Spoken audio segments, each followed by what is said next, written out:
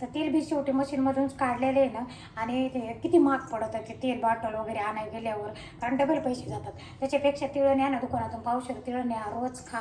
आपणच आपली काळजी घेतली पाहिजे, दुसरं कोणी घेणार नाही आपल्याला. हे आपण रोज नियमित केल्यामुळं आपण आजारी लवकर पडणार नाही. दवाखान्यात आणि काय करतो, हे असं आपण खात नाहीत, काही नाही, पाळीत नाहीत, डायरेक्ट एकदमच दवाखान्यात जातो. मग दवाखान्यात लागून तेवढे पैसे भरतो. त्याच्यापेक्षा आधीच आपण काळजी घेऊन आधीच असं थोडं थोडं खात राहिलं तर आपल्याला एवढी दवाखान्यापर्यंत जायची गरज पडणार नाही आणि लवकर आपण आजारी पडणार नाही. तर मी हे खाते मैत्रिणी, जसं मला माहीत झालं यूट्यूबचं मी बघते तेव्हापासून मी सगळे फॉलो करते तेवढं खाणं वगैरे. तर मी तुम्हाला आता एवढे जसं मी व्हिडिओ टाकते तसं मी तुम्हाला जवळजवळ 17 महिने झालं, 17 महिन्यापासून मी तुम्हाला कधी आजारी पडले का म्हटले का, मी कधी यूट्यूबवर मी आजारी पडले, आता दवाखान्यात गेले काम करून. खूप काम राहतं माझ्या मागं, दुकानात गेल्यावर खूप काम राहतं आणि कुठं दिवसभर माझ्या मागं कामं राहतात काही ना काही. आता आज सकाळी मी सांगते, घरी स्वयंपाक केला, दुकानात गेले, दुकानात खूप कामं केले, 2ला घरी आले, जेवण वगैरे केलं, अर्धा तास थोडंसं आराम केला, त्याच्यानंतर उठले आणि चटणी करायला लागले. आता या चटण्या अशा झाकून ठेवून आता परत दुकानात जायचं मला तयार होऊन, संध्याकाळी 8-8:30 वाजता परत घरी यायचं, त्याच्यानंतर मग स्वयंपाक करायचा. तर हे थोडंसं थकवा वगैरे येतं, पण मग हे सगळं मी फॉलो करते ना मैत्रिणींनो. पाणी पिणं सकाळी कोमट, आणि त्याच्यानंतर खूप काही मी फॉलो करते.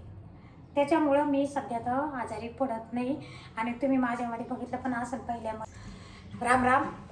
शोभा ब्लॉगमध्ये आपल्या सगळ्यांचं मनपूर्वक स्वागत करते. मैत्रिणींनो, कशा आहेत तुम्ही? चांगले आहेत ना? चांगलं राहिलंच पाहिजे हीच मी देवाच्या चरणी प्रार्थना करते. तर चला ठीक आहे, आपली व्हिडिओ येत नाहीत आता, रोज एक दिवस आड करून येतात मैत्रिणींनो. सध्या ना टाईमच भेटत नाही मला रोज व्हिडिओ टाकायला, एडिट करायला, त्याच्यामुळे एक दिवस आड करून आपण व्हिडिओ टाकतोय. तर सध्या यूज आहे कमी येतात, एक दिवस आड करून कोणापर्यंत पोहोचतात, कोणापर्यंत नाही पोहोचते. तर चला ठीक आहे मैत्रिणींनो, ज्यांनी सबस्क्राईब केले त्यांचे धन्यवाद, लाख मानते. ज्यांनी सबस्क्राईब नाही केलं तुमचे बी लाख धन्यवाद. तुम्ही माझ्या यूट्यूब चॅनलवर नवीन असाल तर नक्की व्हिडिओ बघा जा मैत्रिणींनो. तुमची एक लाईक, एक सबस्क्राईब, एक कमेंट खूप महत्त्वाची राहते माझ्यासाठी. एक लाईकमुळं व्हिडिओ बनवायला उत्सुकता भेटते. असं वाटतं चला आपला परिवार आहे यूट्यूबवर, आपल्याला लाईक करतं, आपल्या व्हिडिओची वाट बघतं, तर व्हिडिओ टाकायला उत्सुकता भेटते मैत्रिणींनो. तर चला ठीक आहे, आज बनवायची आपल्याला चटणी बनवायची. तर ती कशाची चटणी आहे? खूप छान, खूप मस्त, खूप खमंग, खूप चवदार. आणि इकडच्या भागात ती चटणी तर माहीतच नाही आहे, ती चटणी आमच्या तिकडं बनवते. तर आज आपल्याला 2 चटण्या बनवायची आहे आणि परवा पण येतील आपल्या 2 चटण्या. आज बनवायला एवढा टाईम नाही माझ्याकडं. तर चला ठीक आहे, आता आपल्याला बनवायची चटणी जवसाची. जवस भाजून घेऊ आपण आता छान मस्त. आणि काय करायचं, थोडं उडत आहे तर तेव्हाच समजायचं की जवस भाजलं, आणि करपू पण द्यायचं नाही जास्त. जवस भाजून घेतला, आता तिळं पण भाजून घेऊ, आणि तिळं पण तसेच भाजून घ्यायचे. तिळाला पण जास्त घवळच भाजायचं, करपू द्यायचे नाही. तर तिळं पण भाजून झाले माझे इथं. आता लसूण सोलून घेणार मी चटणीमध्ये टाकायला. लसूण थोडा जास्त टाकायचा, खूप चवदार चटण्या लागत आता. आता हे लसूण खूप बारीक आहे, थोडा टाईमच लागेल सोलायला लसूण. जवस गरम होतं ना, मग गार होस तर लसूण पण सोलून झाला माझा. मिक्सरमध्ये काढून घ्यायचा, असं जसं वाटन तसं जाड बारीक. जवस काढून झालं मैत्रिणी, आता तिळं पण काढून घेतले. तर तिळं बघा तुम्हाला मी दाखवते, इतकं तेल सुटले त्या तिळांना. गावठी तिळं आहे आपल्याच दुकानात विकायला, जवस, तिळं, खुरसणी, कारळ सगळं. आता मिरच्या काढून घेणार मी मिक्सरमध्ये, आणि थोडेसे मी तरीच्या पण टाकलेले असं लाल दिसायसाठी. थोड्या लवंगे टाकले आहे, तुमच्याप्रमाणे तुम्ही टाकू शकता. बघा कशा लाल झाले दळून. आता आपल्याला त्याच्यातनं लसूण टाकून परत दळायचे. लसूण आणि ते संगत टाकलं असतं तर खूप ओलं झालं असतं, असंही खूप ओली झाली मिरची पावडर. आता हे सगळं कालून घेऊन परत मीठ टाकून एक मिक्सरमध्ये परत एक गरका देऊन घेणार मी. तर झाले मैत्रिणींना सगळं मिक्स करून घेतलं. 2-3 घरके मारून घेतले मिक्सरमध्ये. आता छान हलवून घेऊ. बघा झाली इतकी छान घमाघमा वास येते मस्त. तिळाच्याला पण असंच करून घेऊ आपण. तर जवसाची चटणी मैत्रिणी सुकी होती म्हणून मिक्सरमध्ये काढता आली. ही तिळाची ना खूप तेल झालं ते हातानंच आता अशी मिक्स करून घेते. तर झाल्या माझ्या चटण्या तयार. जवसाची चटणी तुम्ही नक्की करून खा. तिळाची खाता असताना इकडं माहिती आहे तिळाची करतात, पण जवसाची नाही, खूप चवदार खमंग लागते. झाल्या माझ्या चटण्या तयार. मला 1 तास लागला चटण्या करायला. एवढ्या चटण्या करायला 1 तास लागला. आता हे जवस आहे, आमच्या इकडे जवस म्हणते तर, इकडं आळशी म्हणते तर इकडं अजिबात कोणालाच माहीत नाही याची चटणी बनवतात म्हणून. तर त्याच्यामुळं तुम्ही माझा व्हिडिओ नक्की बघा आणि ह्या चटण्या तुम्ही जवसाची चटणी करून खा. आता हे पावशेर जवसाची आहे तर एवढी झाली आणि ही तिळाची. तिळं थोडेच होते घरात, मी खाते ना मैत्रिणी. मी तुम्हाला सांगते परत, तिळ आहे ना मी ना रोज खाते थोडे थोडे. तिळा आपल्या शरीराला तिळाचं तेल पण पाहिजे. हे गुडघे राहतात ना, त्या गुडघ्याला अशी हालचाल तिळामुळं, ऑइल म्हणतात ना आपण गाडीला ऑइल सोडतो, तेव्हा ऑइल सोडल्यावरच गाडी चालते. तर तसं आपल्या शरीराला पण असं तिळाचं, कृष्णीचं म्हणा, ते कारळ, आमच्याकडे कारळ म्हणते तर शेंगदाण्याचं म्हणा, तर हे जीवनातून गेलं पाहिजे. तर याचं तेल आपल्या शरीराला का होईना थोडं पाहिजे. तर हे तिळ ना मी ना घरी आणलेले होते, खायसाठी आणले होते. तर मग आता हे थोडेच होते, तर याची केली बघा चटणी. तुम्हाला मी सांगते, इतका घमाघमा वास सुटला, इतका सुगंध पूर्ण घरामध्ये त्या जवसाच्या चटणीचा आणि तिळाच्या चटणीचा. असं होते ना, ओलसर झाली चटणी. हे बघा गावठी तिळ आहे मस्त.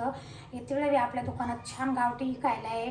जवस इकडं आळशी म्हणते तर, आमच्याकडे आळशी चटणी, जवसाची चटणी माहीत नाही, तुम्ही नक्की करून खा एकदा. हे सगळं आपल्या पोटामध्ये गेलं पाहिजे मैत्रिणींनो. असं नाही जाणार असं आपण तिळे खाणार नाही आणि जवसही खाणार नाही, तर जेवायला बसते आठवणीनं आपण चटणी घेऊन खाऊ शकतो. तर तुम्हाला मी दुसरी गोष्ट दाखवते.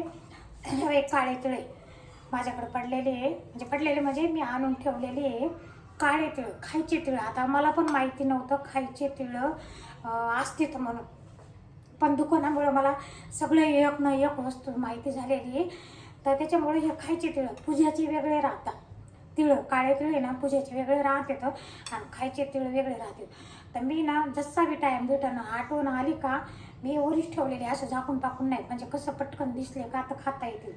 तर हे तिळ खाते मी एवढा चमचा रोज. नाही एखाद्या वेळेस विसरून गेले तरच, नाही तर हे आठवणीनं खाते. तर ह्याने पण मला खूप फरक पडला. आता मी तुम्हाला सांगते ह्याने काय काय फरक पडतं. काळ्या तिळानं आपले केस गळायचे कमी होतील, केस काळे भूर होतील रोज थोडे थोडे तिळं खाल्ल्यानं. त्याच्यानंतर ह्याने आपल्या पोटाला म्हणजे ते काय म्हणतात ना, पोट साफ होतं. तेल पाहिजे, कुठलंही तेल पाहिजे. तिळाचं समजा दुकान ऐकलं की तिळाचं तेल पितो आम्ही, त्याच्यापेक्षा तिळाचं तेल पिण्यापेक्षा तुम्ही घरी असे तिळं चावून चावून खा ना. चावून चावून खाल्लेले किती सगळ्यात उत्तम आणि पौष्टिक. तर तेल बी शेवटी मशीनमधूनच काढलेले आहे ना, आणि ते किती महाग पडतं ते तेल बॉटल वगैरे आणायला गेल्यावर, कारण डबल पैसे जातात. त्याच्यापेक्षा तिळं न्या ना दुकानातून, पावशेर तिळं न्या, रोज खा. आपणच आपली काळजी घेतली पाहिजे, दुसरं कोणी घेणार नाही आपल्याला. हे आपण रोज नियमित केल्यामुळं आपण आजारी लवकर पडणार नाही. दवाखान्यात आणि काय करतो, हे असं आपण खात नाहीत, काही नाही, पाळीत नाहीत, डायरेक्ट एकदमच दवाखान्यात जातो. मग दवाखान्यात लागून तेवढे पैसे भरतो. त्याच्यापेक्षा आधीच आपण काळजी घेऊन आधीच असं थोडं थोडं खात राहिलं तर आपल्याला एवढी दवाखान्यापर्यंत जायची गरज पडणार नाही आणि लवकर आपण आजारी पडणार नाही. तर मी हे खाते मैत्रिणी, जसं मला माहीत झालं यूट्यूबचं मी बघते तेव्हापासून मी सगळे फॉलो करते तिळं खाणं वगैरे.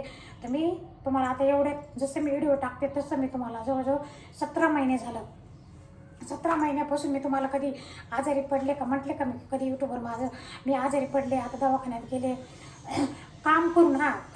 खूप काम राहतं माझ्या मागं, दुकानात गेल्यावर खूप काम राहतं आणि कुठं दिवसभर माझ्या मागं कामं राहतात काही ना काही. आता आज सकाळी तुम्हाला मी सांगते, घरी स्वयंपाक केला, दुकानात गेले, दुकानात खूप कामं केले, 2ला घरी आले, जेवण वगैरे केलं, अर्धा तास थोडंसं आराम केला, त्याच्यानंतर उठले आणि चटणी करायला लागले. आता या चटण्या अशाच झाकून ठेवून आता परत दुकानात जायचं मला तयार होऊन, संध्याकाळी 8-8:30 वाजता परत घरी यायचं, त्याच्यानंतर मग स्वयंपाक करायचा. तर हे थोडंसं थकवा वगैरे येतं, पण मग हे सगळं मी फॉलो करते ना मैत्रिणींनो. पाणी पिणं सकाळी कोमट, आणि त्याच्यानंतर खूप काही काही मी फॉलो करते. त्याच्यामुळं मी सध्या तर आजारी पडत नाही. आणि तुम्ही माझ्यामध्ये बघितलं पण असेल पहिल्यामध्ये ना आत्तामध्ये माझ्यामध्ये किती चेंज आलं. जसं मी योगा करायला लागले, जशी 1 महिन्यापासून वरती चक्कर मारायला झाली, मला ते म्हणे तुमचा चेहरा खूप वेगळा झाला आहे, डाग वगैरे गेले, क्लिंग झाला, ग्लो आला चेहऱ्यावर. तर हे केल्यामुळं तर ह्याला बी पण मैत्रिणींना कष्टच करावं लागतात ना. चक्कर 20 मिनटं मारायला कष्टच करावं लागतात, योगा करायला कष्टच करावं लागतात.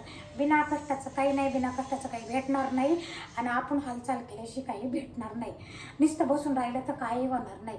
आता मी तुम्हाला दाखवते, माझ्यामध्ये खूप फरक पडला आहे. अजून 8 दिवसांनी बघा, अजून 8 दिवसांनी तुम्हाला माझ्यामध्ये खूप फरक दिसेल. तर चला ठीक आहे, व्हिडिओ जर आवडला तर सबस्क्राईब करा, लाईक करा, शेअर करा, कमेंट करा. भेटू आपण आता पुढच्या व्हिडिओमध्ये. असेच मी तुमच्यापर्यंत नवनवीन व्हिडिओ टाकेन. आणि हा परवा आपली शेंगदाण्याची आणि खुरसणी म्हणजे कारळ म्हणजे खुरसणी, त्याची पण चटणी येईल मैत्रिणींनो. माझ्या मग खूप टेन्शन आहे आता सध्या माझं. तुम्हाला मी सांगते, 10 तारखेला मला घर माझ्या नावावर करायचे. व्यवहार म्हणजे झालेला होता 2 महिन्यापासून फाईल टाकलेली लोनची बँकेमध्ये, तर ती झालेली नाही. आता उद्याच्याला कळण काय काही नाही. आणि 10 तारीख जवळ आली आहे, ते मला इतकं टेन्शन आले. आम्ही 8 दिवसापासून नुसतं चक्रा मारतो बँकेत. हे मार्च आला, मार्च एंडिंग आली, हे आलं ते आलं. त्याच्यामुळं आता उद्या काय होते बघू. नाही तर किती डोक्याला ताण आहे. 16 लाख रुपये द्यायचे. म्हणजे आम्ही घर घेतले ते 2 महिन्यापासून फाईल पण टाकलेली. आता 16 लाखाची मला मॅनेजमेंट करायची. 8 तारखेच्या आत जर लोन झालं आमचं ठीक होणार आहे, पण आता कधी होतं माहीत नाही. 8 तारखेच्या आत जर लोन झालं तर ठीक, नाही तर 16 लाखाची मॅनेजमेंट करायची आहे. आणि 10 तारखेला आम्हाला घर नावावर माझ्या करून घ्यायचे. आणि त्याच्यानंतर मग पुढची आपल्याला प्रोसेस करायची. मग पुढचं काम करणं, हे करणं, ते करणं, मग राहायला जायचं. तर हे असे काम आहेत. मला आता सध्या माझ्या डोक्यात तेच टेन्शन आहे 2 दिवसापासून. काल गेले होते शनिवारी बँकेमध्ये, विचारून आलो तर सर बोलले देतो करून 2 दिवसात. आता बघू. तिसरी गोष्ट, आमची बचत गटाची पण फाईल टाकलेली, ती पण अडकून बसली बघा. काही टायमाला देव खूप परीक्षा घेतो आपली. परीक्षामध्ये आपल्याला खूप पास व्हावं लागतं. तुम्हाला मी सांगते, बचत गटाची फाईल टाकलेली आमच्या, ती बी नाही झाली. तिकडे जाऊन आले काल. तर बघू आता काय होईल, परमेश्वर काय करेन ते करेन. नाही तर मला 16 लाखाची मॅनेजमेंट कशी पण करून 16 लाख रुपये आम्हाला 8 किंवा 10 तारखेला देऊन ते घर आमच्या नावावर करून घ्यायचे. मैत्रिणींनो, घर सोपं नाही आहे. स्वप्न बघतो आपण घराचे, पण खूप अडचणी येते. आता कोणाचे स्वप्न पूर्ण होते तर कोणाचे नाही. माझं एवढं 50 वय झाले तरी अजून स्वप्न पूर्ण झालं नव्हतं घराचं. इकडून तिकडून होते, तर त्याच्यात असे आता अडथळे येते. तर बघू काय होईल, देव काय करते. नाही तर 16 लाखाची मॅनेजमेंट करून कशी 16 लाख रुपये करून द्यायची आहे. तर चला ठीक आहे मैत्रिणी, आता आवरून मला दुकानाकडे जायचं आहे. मी सांगत नाही जास्त, किंवा आपलं दुःख मग काय सांगायचं लोकांना, मला असं वाटतं कोण ऐकतं. आणि आपलं जर तुम्हाला मी सांगू का, दुःख सांगायचं जर गेलं ना कोणाला, तर आपल्याजवळ कोणी थांबत नाही. दुःख सांगायचं नाही कोणाला. मी हे दिसते तुमच्या धंदकट माझ्यासारखं दुःख, म्हणजे आता हे टेन्शन आले माझ्या डोक्यावर बसले. 16 लाख कसे करायचे. फाईल टाकलेली झाली तर ठीक, लोन पास झालं तर लोन तर होणार आहे, पण 10 तारखेपर्यंत जर झालं तर ठीक. 10 तारखेच्या नंतर झाले उपयोग नाही. आणि आम्ही ही सरपावती केलेली 10 तारखेपर्यंत. पावणे 2 महिने होत आले ना. वाट बघतोय. तर हे टेन्शन आहे मला. त्याच्यामुळे आपलं दुःख कोणाला सांगायचं नाही. दुःख सांगितल्यावर आपल्याजवळ कोणी थांबत नाही. सगळ्याच्या जीवनामध्ये दुःख आहे, सगळ्याला दुःख आहे. पण मी जेवढी मोठी मॅनेजमेंट करते नाही, तर ते जास्तच मला म्हणजे डोक्याच्या वर होऊन जातं. तरी मी हे कोणाला सांगत नाही मैत्रिणींनो. पण आता बोलले मी तुम्हाला, 8 दिवसापासून चक्रा मारते, जाते येते, इकडं तिकडं, या बँकेत जाते, या बँकेत. 2 महिन्यापासून चाललं होतं आमचं. ह्या बँकेत विचार, त्या बँकेत विचार, कोण्या बँकेत लोन बसते, कोण्या बँकेत कमी टक्का आहे, काय आहे. तर ते सगळं प्रोसेस करत शेवटी 2 महिने थांबलो तरी अजून लोन झालं नाही पास. साहेब म्हणले मार्च एंडिंग आली, हे आली, तर बोलले आता देतो करून. दिलं करून ठीक 10 तारखेच्या आत. नाही तर आम्हाला 16 लाखाची मॅनेजमेंट करायची, ॲडजस्टमेंट करायची. आता कशी करायची.